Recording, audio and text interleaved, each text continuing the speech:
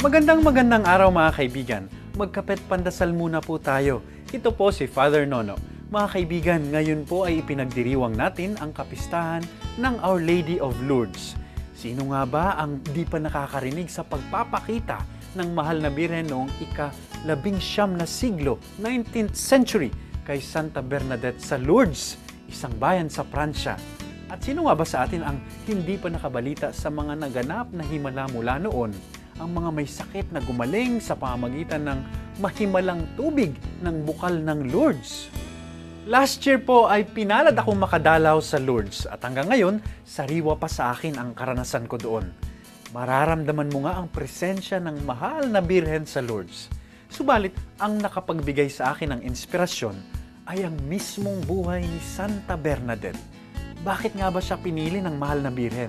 Simple lang, dahil sa kanyang kababaang loob.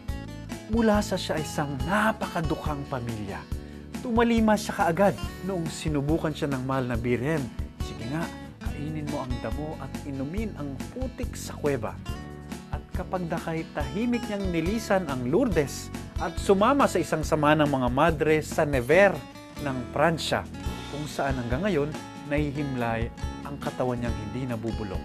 Bakit niya nilisan ang Lourdes? Anya, upang ang mahal na birhen ang bida at hindi siya.